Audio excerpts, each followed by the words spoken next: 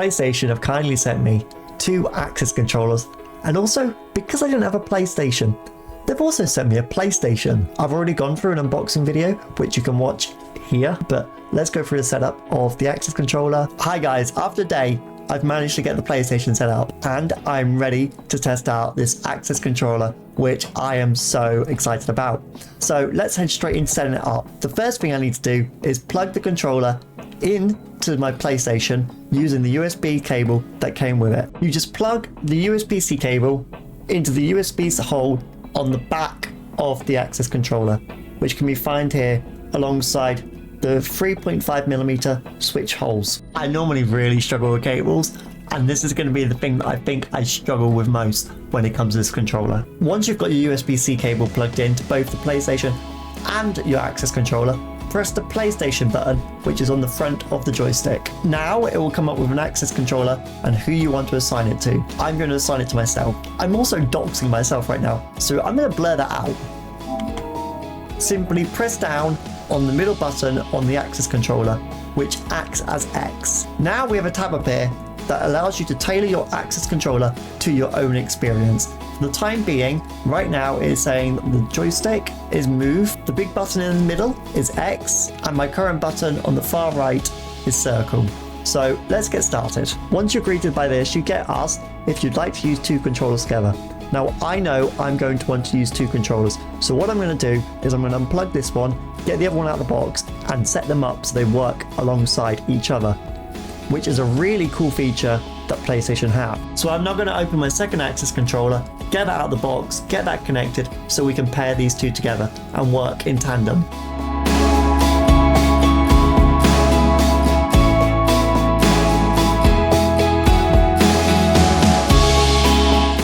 Now that I've got my second Access controller, I'm going to plug it in and connect it up to the PlayStation. Following the same method of plugging the Access controller into the PlayStation with a USB-C cable and then pressing the PlayStation button on the front of your controller. Now we're able to use both the controllers in tandem with each other, and once both are plugged in they will both have the same default button assignments, but we can change that later on. And you can tell the difference between which controller is which by the number of lights that are lit up on the X main button. As well as being able to use your Access controllers together, you can also pair an Access controller with your DualSense controller as well. If you so wish, you can rename both your controllers to whatever you like. I'm just going to keep calling them Controller 1 and Controller 2. Like I went through in the unboxing video, you can change around your hardware buttons in any configuration you like, using whatever joystick head you would like and whatever shape buttons you would like. I'm just going to keep these as they are right now because these are the kinds I've already played around with a little bit and know this is what I would like to have. Again, like in the unboxing video, if you want to adjust the arm length of your joystick, press the lock button on the Access controller and then drag out the arm length as far as you require. I'm going to adjust it on my right hand side Access controller right now because I think it's too close to the Access controller. So I've clicked the button in and I'm dragging it out, and then simply click to lock. Now I know I'm going to want different joystick heads, or stick caps as they're called here, for each Access controller.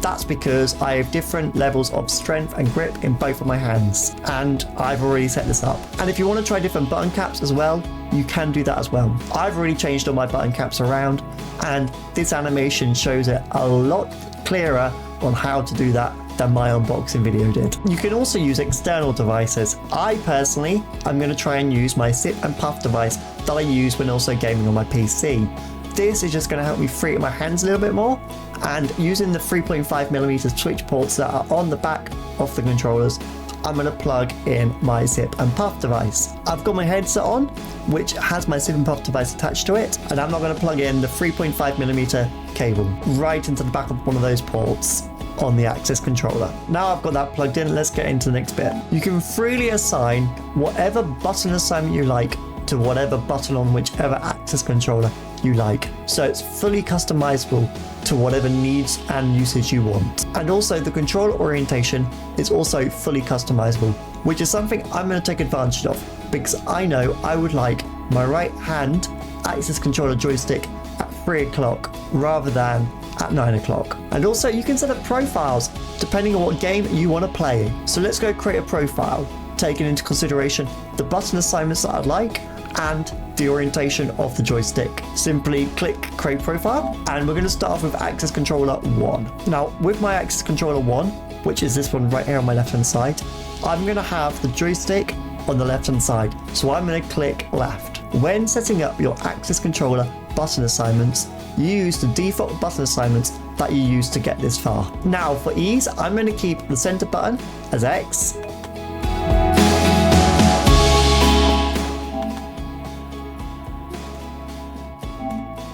button 1 is in a difficult position for me to reach, so I'm not going to assign anything to that, nor 2. Now button 3 and 4, I've got the wide button caps attached. So let's see how it behaves with these. And I know I want that wide button cap to be R2. So I'm going to assign that to R2 right now. But I also want it so that when I click that button once, it will hold R2 down for me.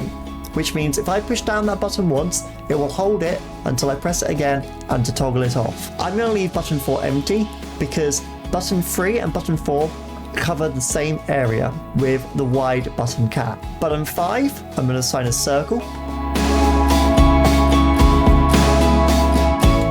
Button 6, I'm going to assign to R1.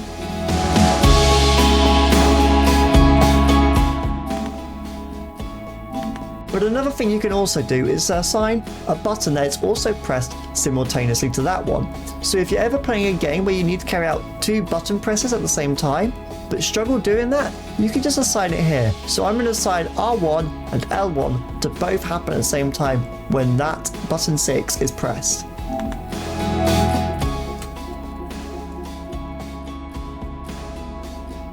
And just like that, with one press of a button, you're pressing 2. And that's all the options you have when assigning buttons. Also, it's really important to assign your joystick as to whether it's going to be your left joystick or your right one. I'm going to be really weird and assign my left access controller to be the right stick.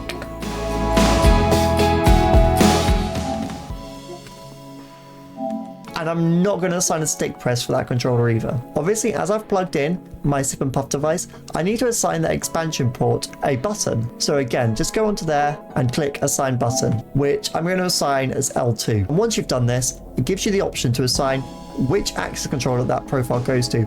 And because I want on my left hand side access controller, I'm going to assign it to access controller 1. And it's going in slot 1. And then on your access controllers, you have the profile button, which allows you to see the profile you're currently using and also toggle through those profiles so you can set up multiple profiles depending on what you want to play. When you hold down the profile button, it brings up a display which shows you what profile you're actively using, and then you can just press circle to close that. That can come in handy in case you forget what button assignments or profiles you're using. I'm now going to create a quick profile for my right hand access controller using the same setup we just did then.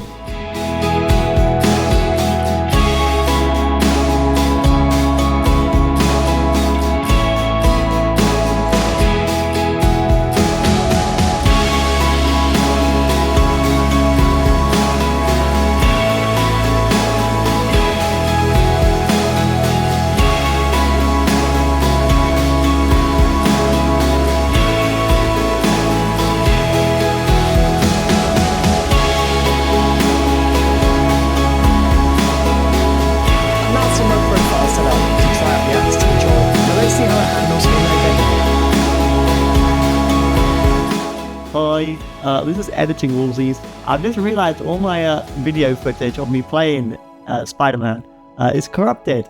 So you weren't actually going to see my gameplay and how I feel with the access controllers in this video. I'm going to have to wait till I'm back from holiday this week to record all that and do that all again. So you'll have to keep an eye out for all the content casters going on the floor. Go in. Bye.